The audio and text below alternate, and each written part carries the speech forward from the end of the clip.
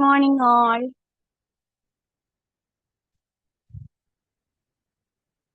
Good morning, ma'am. Thank you.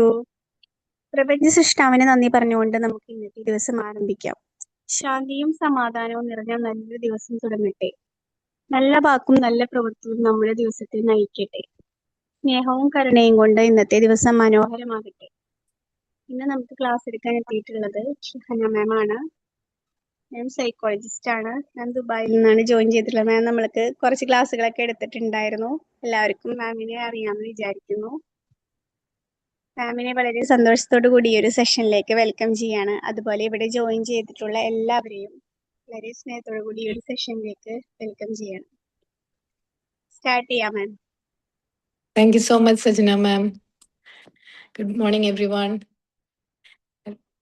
എല്ലാവർക്കും സുഖാണെന്ന് വിശ്വസിക്കുന്നു. അപ്പൊ നമുക്ക് തുടങ്ങാം. ഇന്ന് ഞാൻ എടുക്കാൻ വിചാരിക്കുന്നത് ഗുഡ് സ്ട്രാറ്റജി ബാഡ് സ്ട്രാറ്റജി എന്ന റിച്ചാർഡ് റുമൽട്ടിന്റെ ഈ ഒരു പുസ്തകത്തിനെ ആസ്പദമാക്കിയാണ്. അപ്പം എന്താണ് സ്ട്രാറ്റജി? എല്ലാവരും ഉറക്കത്തിന്ന് ഒക്കെ റെഡിയായോ? നമുക്കൊരു ഇന്ററാക്റ്റീവ് സെഷൻ ആക്കാം. എന്താണ് സ്ട്രാറ്റജി? സ്ട്രാറ്റജി എന്ന് പറയുന്നത്, ഓക്കെ, ഞാൻ ഒരു മൗണ്ട് എവറസ്റ്റ് ക്ലൈംബ് ചെയ്യണം. അത് സ്ട്രാറ്റജി ആണോ അതോ അതെന്താണ് ആക്ച്വലി? ആർക്കെങ്കിലും പറയാൻ പറ്റുമോ? അല്ലെങ്കിൽ ഒരു ഒളിമ്പിക്സ് ഗോൾഡ് എനിക്ക് സ്വന്തമാക്കണം, അല്ലെങ്കിൽ ബിസിനസ്സിൽ ഇത്ര ശതമാനം ലാഭം ഈ വർഷം വേണം. അപ്പൊ അത് ഗോളാണ്, സ്ട്രാറ്റജി ആണോ? അത് ഗോൾ. അതിലേക്ക് എത്താൻ ഉപയോഗിക്കുന്ന ഒരു മാർഗത്തിനെയാണ് നമ്മൾ സ്ട്രാറ്റജി എന്ന് പറയുന്നത്. അതായത് application of strength against the weakness. അപ്പം റിച്ചാർഡ് റുമൾട്ടിന്റെ കാഴ്ചപ്പാടിൽ സ്ട്രാറ്റജി എന്നത് പലരും വിചാരിക്കുന്നത് പോലെ ഗോൾസ് അല്ല. ഇപ്പം achieving A gold medal in Olympics, അത് നമ്മുടെ ഒരു ഗോളാണ്. ബട്ട് നമ്മുടെ സ്ട്രാറ്റജി എന്തായിരിക്കും? എന്തൊക്കെയായിരിക്കും അതിന്റെ സ്ട്രാറ്റജി? നമ്മുടെ എതിരാളികളുടെ ബലഹീനത നമ്മൾ തിരിച്ചറിഞ്ഞ് നമ്മുടെ സ്വന്തം വേഗത കൂട്ടാനുള്ള ഒരു പ്ലാൻ സ്വീകരിക്കുന്നതാണ് സ്ട്രാറ്റജി. പിന്നെ ചിലർ വിചാരിക്കും മോട്ടിവേഷൻ ഒരു സ്ട്രാറ്റജി ആണെന്ന്. ഞാൻ എൻ്റെ കമ്പനിയിലെ എംപ്ലോയീസിനെ എല്ലാം മോട്ടിവേറ്റ് ചെയ്യുന്നു. അത് ആക്ച്വലി സ്ട്രാറ്റജി ആണോ? ആർക്കെങ്കിലും പറയാൻ പറ്റുമോ? മോട്ടിവേറ്റിംഗ് അല്ല, മോട്ടിവേഷൻ ഒരു സ്ട്രാറ്റജി അല്ല. നമ്മളിപ്പം എല്ലാവർക്കും കുറെ മോട്ടിവേഷൻ അല്ലെങ്കിൽ ഒരു ആവേശം കൊടുത്തു വെച്ചിട്ട് അവിടെ ശരിയായ ഒരു ഗോളിലേക്ക് എത്തണം എന്നില്ല. റിയൽ സ്ട്രാറ്റജി എന്താണ്? ആവേശം കുറഞ്ഞാലും ശരിയായ ഒരു പ്ലാൻ ഉണ്ടെങ്കിൽ നമുക്ക് അതിലേക്ക് വിജയിക്കാനായിട്ട് സാധിക്കും.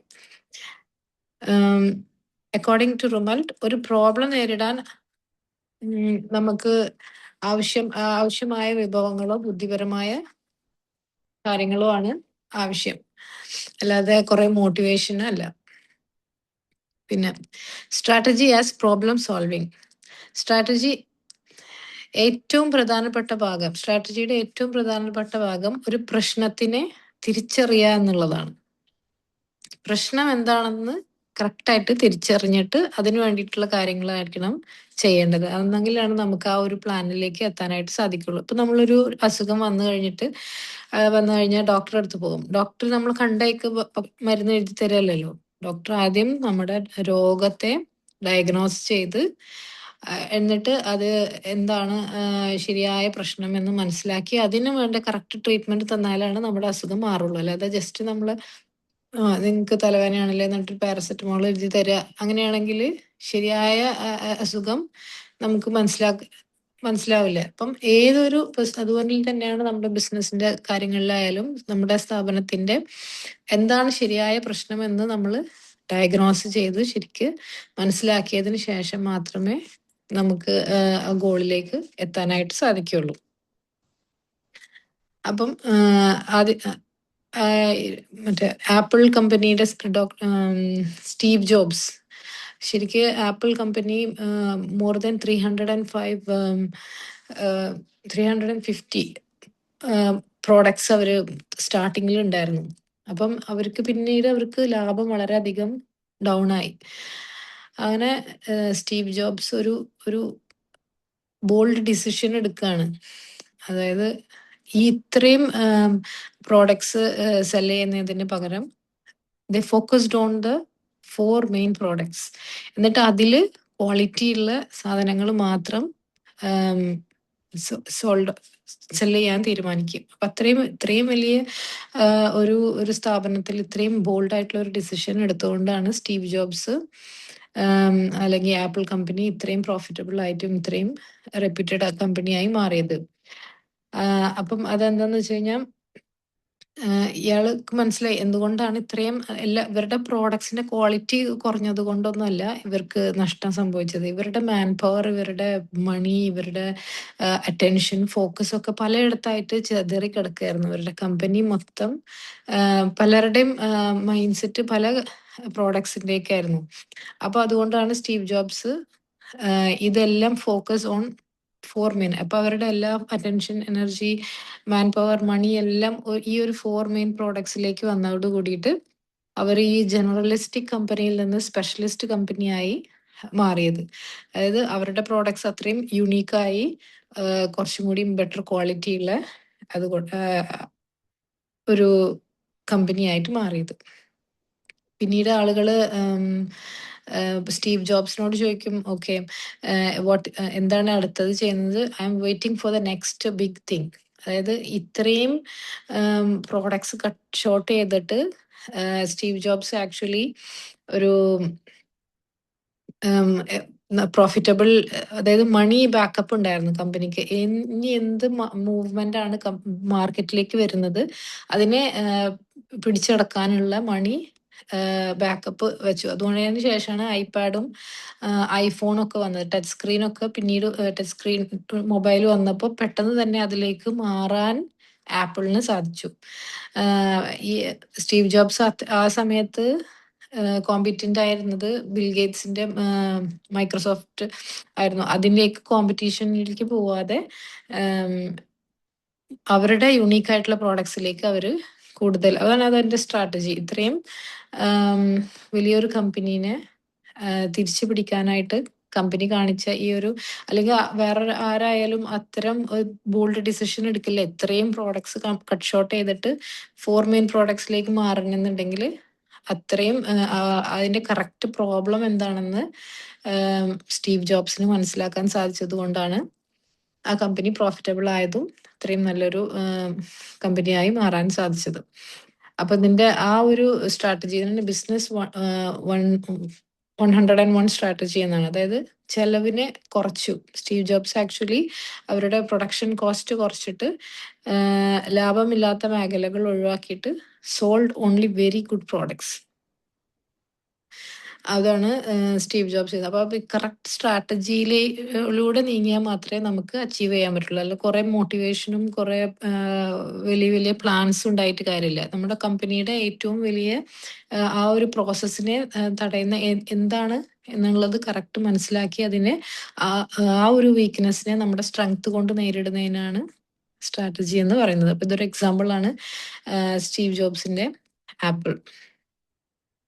പിന്നെ വേറൊരു കാര്യം ഇതിൽ മെൻഷൻ ചെയ്യുന്നത് ജനറൽ നോർമാൻ സെജ്വാർകോർഫ് എന്ന് പറഞ്ഞൊരു US ആർമി ജനറൽ ഉണ്ടായിരുന്നു. അത് 1991 ഇറാഖ് ആൻഡ് കുവൈത്ത് യുദ്ധത്തിന്റെ സമയത്ത് ഇറാഖ് കുവൈത്തിനെ ആക്രമിച്ച സമയത്ത് ഇവരുടെ അറ്റൻഷൻ മുഴുവൻ ഈ നേവൽ ഏരിയയിലേക്ക് മാറ്റി. അതായത് ഇറാഖിന്റെ ഈ പട്ടാളം ഒക്കെ കടൽ വഴിയാണ് വരുന്നത് എന്ന് തെറ്റിദ്ധരിപ്പിക്കാൻ വേണ്ടിയിട്ട് അവിടെയാണ് യുദ്ധം നടക്കുന്ന രീതിയിൽ ഈ കുവൈത്തിന്റെ കുറച്ച് ആർമിനെ അങ്ങോട്ടേക്ക് മാറ്റിയിട്ട് ഇവര് ഡെസേർട്ട് വഴി ടാങ്കേഴ്സ് ഒക്കെ ഇറക്കിയിട്ട് ബാക്കിലൂടെയാണ് ഇറാഖിനെ കീഴടക്കിയിട്ട് മോചിതരായത്. അപ്പൊ അത് ഈ ഒരു ജനറൽ, ഈ ഒരു US ജനറലിന്റെ സ്ട്രാറ്റജി ആയിരുന്നു. അയാള് അത്രയും സീക്രട്ട് ആയിട്ട് അവരുടെ അറ്റൻഷൻ, രാജ്യത്തിന്റെ മൊത്തം അറ്റൻഷൻ ഈ ഒരു നേവൽ ഏരിയയിലേക്ക് മാറ്റി. അപ്പൊ അതാണ് അങ്ങനെ ചെയ്തില്ലായിരുന്നെങ്കിൽ വെറും 300 ദിവസം കൊണ്ട് ഇറാഖിന് ഈ കുവൈത്ത് വിട്ട് പോകേണ്ടി വന്നു. അപ്പം അത് അത്രയും ബോൾഡ് ഡിസിഷൻ സ്ട്രാറ്റജി ആണ് ഈ ഒരു US ജനറൽ തീരുമാനിച്ചത്. അപ്പം അതാണ് കറക്റ്റായിട്ട് നമ്മുടെ എങ്ങനെയാണ് നമ്മൾ ഒരു പ്രോബ്ലത്തിനെ മനസ്സിലാക്കി അതിനെ മറികടക്കേണ്ടത്, അതാണ് ഗുഡ് സ്ട്രാറ്റജി. പിന്നെ നമ്മൾ ഡിസ്കവർ ദ പവർ. ഒരു പ്രത്യേക സാഹചര്യത്തിൽ നമ്മുടെ ബലം എവിടെയാണ്, എതിരാളിയുടെ ബലഹീനത എവിടെയാണെന്ന് തിരിച്ചറിയണം. അതാണ് സ്ട്രാറ്റജിക് പവർ.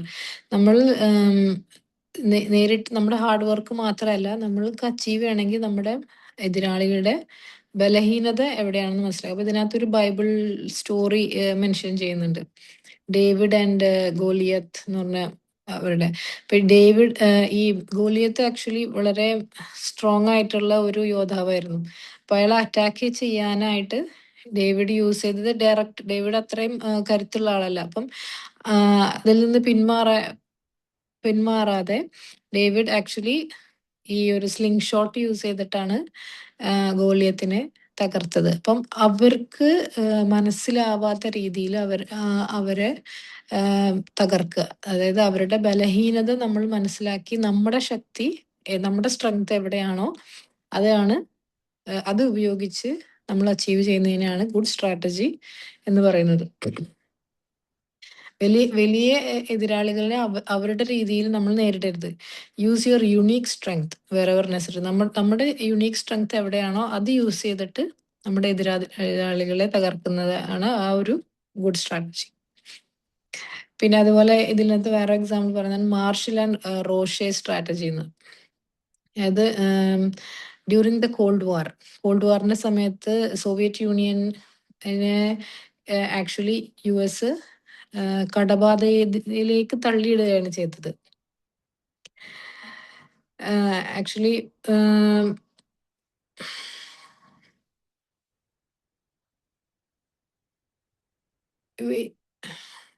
ഇവിടെ ബാങ്ക് കൊടുക്കുന്നുണ്ടൊക്കെയാണ്.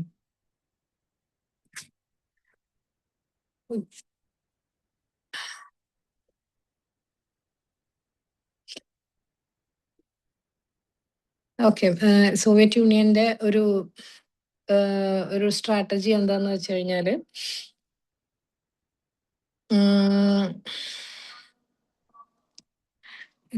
ഹലോ, എത്ര പേരുണ്ട് ഇതില്? 11.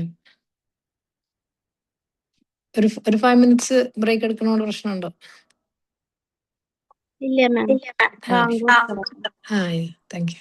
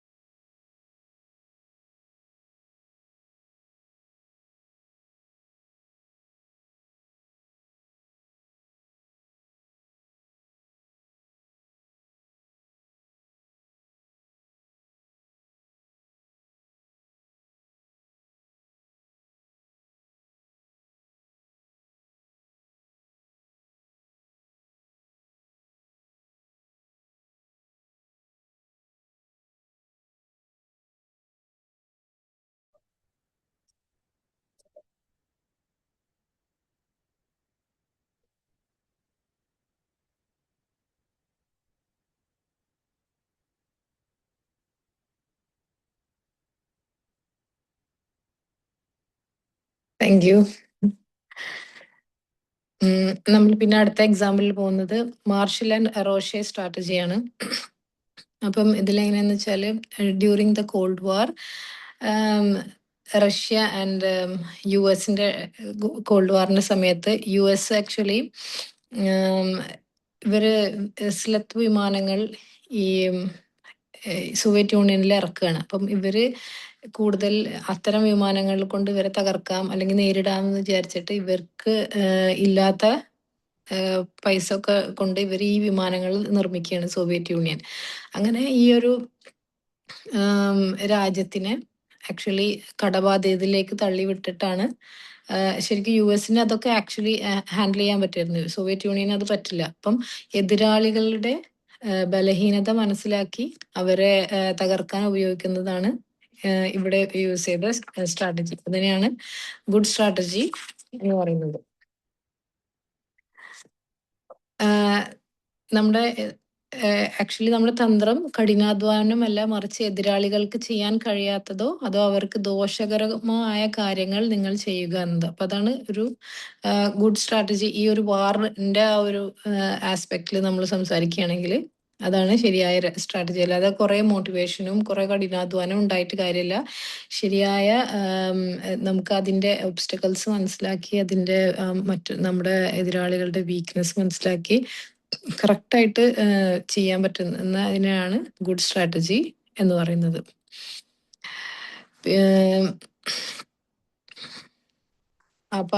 അപ്പം ഇതിന്റെ ഗുഡ് സ്ട്രാറ്റജിയുടെ മെയിൻ പോയിന്റ്സ് എന്താണെന്ന് വെച്ച് കഴിഞ്ഞാൽ ആദ്യം ഡയഗ്നോസിസ്, രോഗനിർണയം. നിലവിലെ പ്രശ്നം എന്താണെന്ന് ലളിതമായി നമ്മൾ ആദ്യം മനസ്സിലാക്കണം. പിന്നെ ഗൈഡിങ് പോളിസി, മാർഗനിർദ്ദേശ നയം. ഒരു പ്രശ്നത്തെ എങ്ങനെ നേരിടാമെന്ന് കൃത്യമായൊരു വഴി നമുക്ക് ഉണ്ടായിരിക്കണം. പിന്നെ വരുന്നതാണ് കൊഹർട്ട് ആക്ഷൻസ്, അതായത് ഏകോപിത പ്രവർത്തനങ്ങൾ. നയം നടപ്പിലാക്കാൻ ചെയ്യുന്ന പ്രായോഗികമായ കാര്യങ്ങൾ നമുക്ക് അറിയെങ്കിലും നമ്മളെ കൊണ്ട് പറ്റുന്ന കാര്യങ്ങൾ ഏതൊക്കെയാണെന്ന് വളരെ വ്യക്തമായിട്ട് നമുക്ക് അറിഞ്ഞിരിക്കണം. അതാണ് ഈ ഒരു ഗുഡ് സ്ട്രാറ്റജിയുടെ മെയിൻ തിങ്. ഇനി എന്താണ് ബാഡ് സ്ട്രാറ്റജി? ബാഡ് സ്ട്രാറ്റജി എന്ന് പറഞ്ഞാല് അതൊരു പ്ലാനിന്റെ അഭാവമല്ല, മറിച്ച് തെറ്റായ രീതിയിൽ രൂപപ്പെടുത്തിയ ഒന്നാണ്. അതായത് ഇത് ആക്ച്വലി ആളുകളെ തെറ്റിദ്ധരിപ്പിക്കുന്ന ഒരു സംഭവമാണ്. യഥാർത്ഥ പ്രശ്നങ്ങളിൽ നിന്ന് ശ്രദ്ധ തിരിക്കുകയും ചെയ്യുന്നു. അപ്പൊ ഇവര് ആക്ച്വലി റെക്കഗ്നൈസിങ് ദ ഫ്ലഫ്. ഇവിടെ ഫസ്റ്റത്തെ പോയിന്റ് പറഞ്ഞാണ് റെക്കഗ്നൈസിങ് ഫ്ലഫ്. അതായത് ലളിതമായ കാര്യങ്ങൾ സങ്കീർണമായ വാക്കുകൾ കൊണ്ട് മൂടി വെക്കുന്ന രീതി. അതായത് നമ്മള് ശരിക്കും നമുക്ക് പ്രോബ്ലം എന്താണെന്ന് മനസ്സിലാക്കാതെ വെറുതെ ഓരോന്നിങ്ങനെ പറഞ്ഞ് അതിനെ ഇതാക്കുന്നതിനെയാണ് റെക്കഗ്നൈസിങ് ഫ്ലഫ് എന്ന് പറയുന്നത്. ശരിക്ക് അത് മനസ്സിലാക്കണം. കറക്റ്റ് പ്രോബ്ലം എന്താണോ അതിനനുസരിച്ച് നമ്മൾ കാര്യങ്ങൾ നീക്കണം. നെക്സ്റ്റ് വരണാണ് failure to face the challenge. യഥാർത്ഥ പ്രശ്നം എന്താണെന്ന് തിരിച്ചറിയാതെ നമ്മൾ വെറുതെ കുറെ ഇപ്പം നമ്മളിപ്പോൾ ഒരു എക്സാമിന് പ്രിപ്പയർ ചെയ്യാണ്. അപ്പൊ ശരിയായ പ്രശ്നം എന്താണ്? നമുക്ക് ടൈം പ്രോപ്പറായിട്ട് യൂട്ടിലൈസ് ചെയ്യാൻ പറ്റുന്നില്ല. നമ്മുടെ ഡിസ്ട്രാക്ഷൻ ആണ് നമ്മുടെ പ്രശ്നം. എന്താണ് പ്രശ്നം എന്നൊന്ന് കറക്റ്റ് മനസ്സിലാക്കിയിട്ടല്ല അത് വെറുതെ ഞാൻ കുറെ പഠിക്കുന്നുണ്ട്, എല്ലാ ദിവസവും പഠിക്കുന്നുണ്ട്, പക്ഷെ മാർക്ക് കിട്ടുന്നില്ല, അങ്ങനെ അങ്ങനെ അല്ലാതെ നമ്മൾ ശരിയായ നമ്മുടെ എവിടെയാണ് നമ്മുടെ ഫോക്കസ്, ഏത് ചാപ്റ്ററാണ് പ്രശ്നം, അതിനെ കറക്റ്റായിട്ട് മനസ്സിലാക്കി അതിനു വേണ്ടിയിട്ടുള്ള പ്രാക്ടീസ് അല്ലെങ്കിൽ എക്സ്ട്രാ കോച്ചിങ് അതൊക്കെ എടുത്തതിന് അങ്ങനെ ചെയ്തിട്ട് നമ്മൾ സ്ട്രാറ്റജി കറക്റ്റ് യൂസ് ചെയ്താൽ മാത്രമേ നമുക്ക് ആ ഒരു ഗോളിലേക്ക് നമുക്ക് അച്ചീവ് ചെയ്യാനായിട്ട് സാധിക്കുകയുള്ളൂ. മിസ്റ്റേക്കിംഗ് ഗോൾസ് ഫോർ സ്ട്രാറ്റജി. ഇതില് നമുക്ക് ഇപ്പോൾ 20% ലാഭം നമ്മുടെ കമ്പനിക്ക് എല്ലാ വർഷവും വേണം. അപ്പം അത് ശരിക്ക് ഗോളാണ്, സ്ട്രാറ്റജി അല്ല. അപ്പം അതാണ്. അപ്പൊ സ്ട്രാറ്റജി ഗോളും തമ്മിൽ മിസ്റ്റേക്ക് ചെയ്യുന്നതാണ് ബാഡ് സ്ട്രാറ്റജിയുടെ അണ്ടറിൽ വരുന്ന വേറെ ഒരു ഇത്. ബാഡ് സ്ട്രാറ്റജിക് ഒബ്ജക്റ്റീവ്സ്, പരസ്പര ബന്ധമില്ലാത്ത ഒട്ടേറെ ലക്ഷ്യങ്ങൾ ഒരേ സമയം വെക്കുന്നത്. അപ്പൊ അതായത് കുറേ കാര്യങ്ങൾ നമ്മൾ ബന്ധമില്ലാത്ത കുറെ കാര്യങ്ങൾ ലക്ഷ്യത്തിലേക്കുള്ള ഒരു മാർഗമാണെന്ന് കരുതി ചെയ്യുന്നതിനെയാണ് ബാഡ് സ്ട്രാറ്റജിക് ഒബ്ജക്റ്റീവ്സ്. പിന്നെ നല്ല സ്ട്രാറ്റജിയെ നമ്മൾ എങ്ങനെ വിജയിപ്പിക്കാം. കുറഞ്ഞ സമയം കൊണ്ട് കൂടുതൽ ഗുണം കിട്ടുന്ന പോയിന്റുകൾ നമ്മൾ ആദ്യം കണ്ടെത്തണം. അതിനെയാണ് ലിവറേജ് എന്ന് പറയുന്നത്. എങ്ങനെയാണ് നമുക്കൊരു ഒരു നല്ലൊരു സ്ട്രാറ്റജീനെ എങ്ങനെ കണ്ടെത്താം? ശരിക്ക് കുറഞ്ഞ അധ്വാനം കൊണ്ട് കൂടുതൽ ഗുണം കിട്ടുന്ന പോയിന്റ്സ് കണ്ടെത്തുക. പ്രോക്സിമേറ്റ് ഒബ്ജക്റ്റീവ്സ്, കയ്യെത്തും ദൂരത്തുള്ള ലക്ഷ്യങ്ങൾ ആദ്യം ശ്രദ്ധിക്കുക. അതായത് വലിയ വലിയ കാര്യങ്ങളിലേക്ക് പോവാതെ പ്രോക്സിമേറ്റ് ആയിട്ടുള്ള തൊട്ടടുത്തുള്ള പ്രശ്നം എന്താണോ അതിനെ നമ്മൾ ആദ്യം ക്ലിയർ ചെയ്തിട്ട് അടുത്ത പ്രശ്നങ്ങളിലേക്ക് പോവുക. അങ്ങനെ സ്ട്രാറ്റജി നോക്കിയിട്ടായിരിക്കണം നമ്മുടെ ഗോളിലേക്ക് നമ്മൾ എത്തേണ്ടത്. ചെയിൻ ലിങ്ക് ലോജിക്, അതായത് സിസ്റ്റത്തിലെ ഏറ്റവും ദുർബലമായ കണ്ണി പരിഹരിക്കുക. അപ്പം നമ്മൾക്കിപ്പം ഒരു എക്സാമിന് പ്രിപ്പയർ ചെയ്യണം. അപ്പം നമ്മൾ ഏറ്റവും പ്രശ്നം നമ്മുടെ ലേറ്റ് ആയിട്ടുള്ള ഉറക്കം അല്ലെങ്കിൽ നേരത്തെ എണീക്കാൻ പറ്റാത്ത കാര്യങ്ങൾ. അപ്പൊ അതൊക്കെ കറക്റ്റ് ആദ്യം ഏറ്റവും അടുത്ത് എടുക്കുന്ന പ്രശ്നം എന്താണോ അതാദ്യം നമ്മൾ പരിഹരിക്കണം. നമ്മുടെ സ്ക്രീൻ ടൈം അങ്ങനെ ഏതാണോ പ്രശ്നം, ഫസ്റ്റത്തെ പ്രോബ്ലം എന്താ വെച്ചാൽ അത് നമ്മൾ ക്ലിയർ ചെയ്തതിന് ശേഷമായിരിക്കണം നമ്മൾ നെക്സ്റ്റിലേക്ക് പോകേണ്ടത്. ശരിക്ക് ഇതിന്റെ ഡിസൈൻ സ്ട്രാറ്റജി എന്നതൊരു പ്ലാൻ മാത്രമല്ല, അത് വിഭവങ്ങളുടെ ശരിയായ വിന്യാസമാണ്. അത് കറക്റ്റായിട്ട് നമ്മൾ ഓരോരോ നമ്മുടെ പ്ലാൻ എന്ന് പറയുന്നത്, നമ്മൾ ഒരു പ്ലാൻ ക്രിയേറ്റ് ചെയ്തിട്ട് അതിന്റെ പ്രശ്നങ്ങൾ പരിഹരിക്കുന്നതാണ് ആക്ച്വലി സ്ട്രാറ്റജി എന്നതുകൊണ്ട് നമ്മൾ ഇതിൽ ഉദ്ദേശിക്കുന്നത്. അപ്പം ആർക്കെങ്കിലും എന്തെങ്കിലും ഒരു എക്സാമ്പിൾ പറയാനായിട്ട് പറ്റുമോ? എന്തെങ്കിലും ഒരു ഇന്ററാക്ഷൻ? ഹലോ, മനസ്സിലാവുന്നുണ്ടോ എന്തെങ്കിലും? മനസ്സിലാവുന്നുണ്ട് മാം. ഓക്കെ. അപ്പൊ നമ്മൾ എപ്പോഴും ഗോളും സ്ട്രാറ്റജിയും തമ്മിൽ നമ്മൾ മിസ്റ്റേക്ക് ആവരുത്. ആക്ച്വലി ഗോളിലേക്ക് എത്താനുള്ള മാർഗങ്ങളാണ് സ്ട്രാറ്റജി. എന്ത് നേടണം എന്ന് അല്ല, എങ്ങനെ നേടണം എന്നുള്ളതാണ് സ്ട്രാറ്റജി. പിന്നെ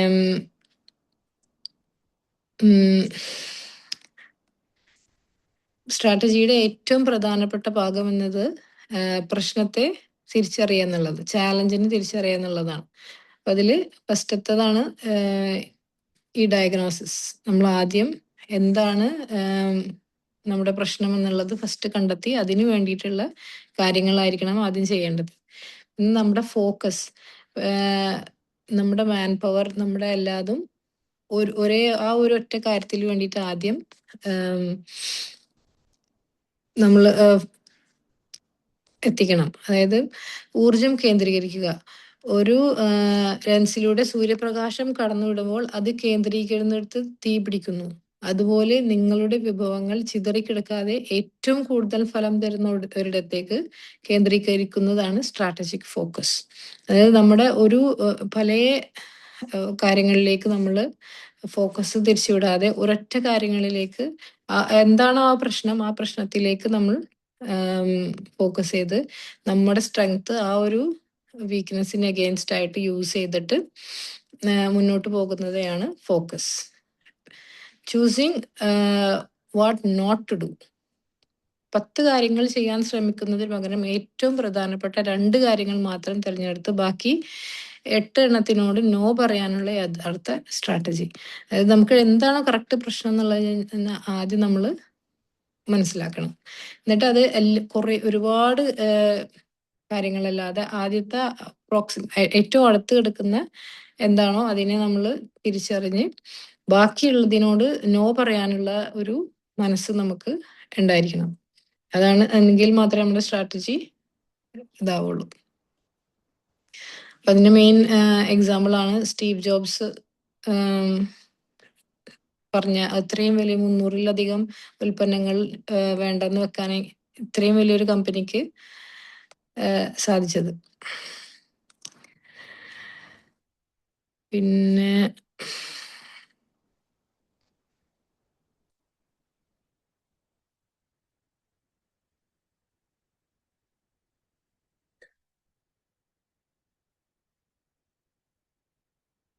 ആ ഒരു ഞാൻ ജനറലിന്റെ പിക്ചർ ഞാൻ ഷെയർ ചെയ്യാം. ആക്ച്വലി അയാള് അത്രയും വലിയൊരു മൂവ്മെന്റ് എടുത്തത് കൊണ്ടാണ് കുവൈത്തിന് ഇത്രയും വലിയൊരു പ്രോബ്ലത്തിൽ നിന്ന് രക്ഷിക്കാനായിട്ട് സാധിച്ചത്.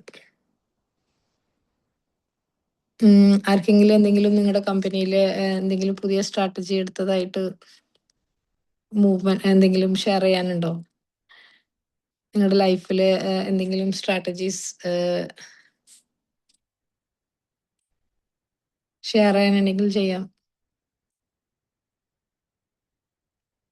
സൂസൻ മാം ഇല്ലേ ഇന്ന്?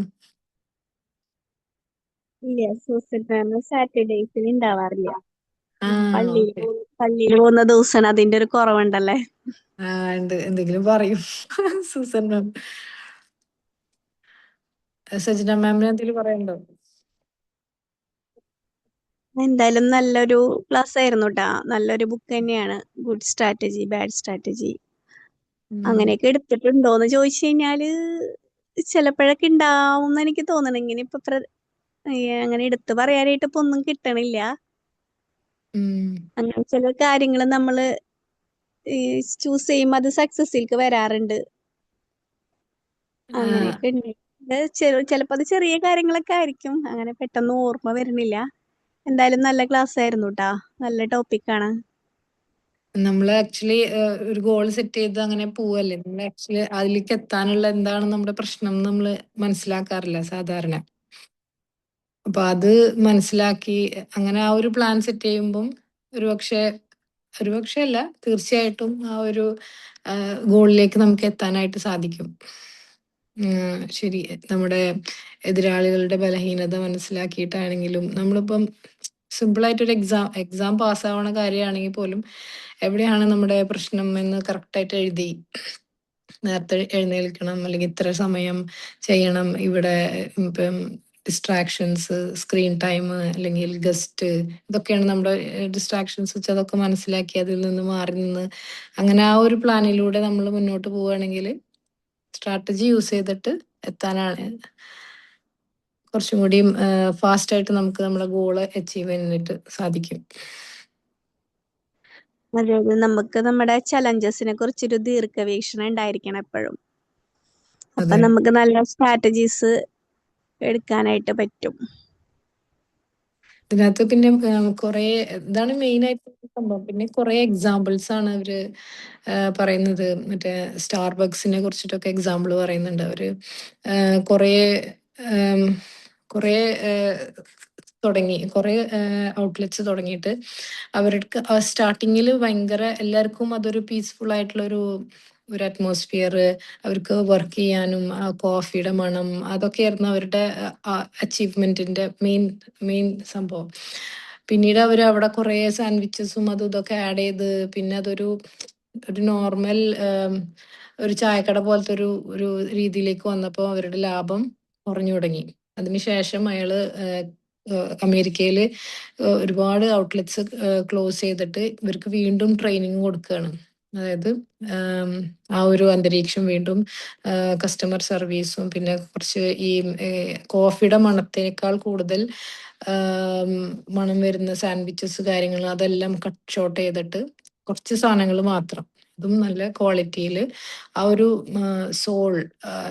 അയാള് പറഞ്ഞത് എന്താന്ന് വെച്ച് കഴിഞ്ഞാൽ we lost the soul of our company. കാരണം അവരുടെ മെയിൻ അട്രാക്ഷൻ എന്ന് പറയുന്നത് അവരുടെ ആ ഒരു അറ്റ്മോസ്ഫിയർ ആയിരുന്നു. അവിടെ വന്നിരുന്നിട്ട് ആൾക്കാർക്ക് കോഫി കുടിക്കാനും അവരുടെ വർക്ക് ചെയ്യാനും ഒക്കെ ഉള്ള ഒരു ഇതായിരുന്നു. അപ്പം അതിനു വേണ്ടിയിട്ട് വീണ്ടും ട്രെയിനിങ് കൊടുത്ത് എന്നിട്ട് വീണ്ടും കമ്പനി വീണ്ടും ലാഭത്തിലേക്ക് കൊണ്ടുവന്നു. അപ്പം കറക്റ്റ് അവരുടെ പ്രോഡക്ട്സ് മോശമായതുകൊണ്ടോ അല്ലെങ്കിൽ ഇനിയും ഒരുപാട് ഇൻട്രൊഡ്യൂസ് ചെയ്യണം എന്നിട്ട് നമുക്ക് പൈസ ഉണ്ടാക്കണം എന്നതിനേക്കാൾ അവരുടെ ഫോക്കസ് പോയത് ആക്ച്വലി കട്ട് ഷോർട്ട് ചെയ്തിട്ട് അവരുടെ ക്വാളിറ്റി, അവരുടെ ആ ഒരു അറ്റ്മോസ്ഫിയറും എൻവയോൺമെന്റിലേക്കാണ് അവരുടെ ഇത് പോയത്. എന്നിട്ടാണ് കമ്പനി വീണ്ടും ലാഭത്തിലേക്ക് വന്നത്. അതാണ് ആക്ച്വലി കറക്റ്റ് സ്ട്രാറ്റജി. അവർ യൂസ് ചെയ്തത്. സാധാരണ നമ്മൾ വിചാരിക്കും ഇനിയും പ്രോഡക്ട്സ് കൊണ്ടുവരണം, ഇനിയും കുറെ കൊണ്ടുവരണം എന്നെങ്കിൽ നമുക്ക് ലാഭം കൂടുതൽ കിട്ടും. പക്ഷെ അവർക്ക് അതല്ലായിരുന്നു വേണ്ടത്. അപ്പൊ കറക്റ്റ് നമ്മുടെ എന്താണോ നമ്മുടെ പ്രശ്നം എന്നുള്ളത് മനസ്സിലാക്കുന്നതിനാണ് കറക്റ്റ് ഈ ഒരു സ്ട്രാറ്റജി എന്ന് പറയുന്നത്. പിന്നെ ഈ ബുക്കിൽ കൂടുതലും ഈ പറഞ്ഞ പോലെ കുറെ എക്സാമ്പിൾസ് ആണ് യൂസ് ചെയ്യണത്. ഓരോ കമ്പനീസിനെ ഇപ്പം അവരുടെ സക്സസ് സ്റ്റോറീസും കാര്യങ്ങളുമാണ്. വായിക്കാൻ രസമുണ്ട്, കുഴപ്പമൊന്നുമില്ല, നല്ല ബുക്ക് തന്നെയാണ്. അതാണ് ഈ ഒരു ടോപ്പിക്ക് ഞാൻ ഇങ്ങനെ എടുക്കാന്ന് വിചാരിച്ചത്. മാമിന്റെ അടുത്ത് കുറെ ബുക്ക് കളക്ഷൻ ഉണ്ടെന്ന് തോന്നുന്നുണ്ടല്ലേ? ഉള്ള ബുക്സ് ഞാൻ ആക്ച്വലി മോർണിംഗ് സെഷൻ എടുക്കുമ്പോഴാണ് കൂടുതൽ അതിനെ കുറിച്ചിട്ട് കൂടുതൽ സെൽഫ് ഹെൽപ്പ് ബുക്സ് തന്നെയാണ് വായിക്കുന്നത്, സൈക്കോളജി റിലേറ്റഡ് ആയിട്ട് വന്നപ്പം. അപ്പം വായിച്ചപ്പോ അങ്ങനെ ഇൻട്രസ്റ്റിംഗ് ആയി തോന്നി. പക്ഷെ കുറേ പോയിന്റ്സ് അതിൽ നിന്ന് കിട്ടാനില്ല. എക്സാമ്പിൾസ് ആണ് കൂടുതലും. ഓരോരോ കമ്പനി എങ്ങനെയാണ് സർവൈവ് ചെയ്തത്, അവരെങ്ങനെയാണ് അവരുടെ സ്ട്രാറ്റജി യൂസ് ചെയ്തത്, അങ്ങനെ അത്തരം കാര്യങ്ങളാണ് അതിനകത്ത് കൂടുതൽ പറയുന്നത്. പിന്നെ ആർക്കെങ്കിലും എന്തെങ്കിലും പോയിന്റ്സ് ഷെയർ ചെയ്യാനുണ്ടെങ്കിൽ പറയാം. സ്വന്തം ലൈഫിലോ അല്ലെങ്കിൽ എന്തെങ്കിലും കാര്യങ്ങളുണ്ടെങ്കിൽ ഷെയർ ചെയ്യാം.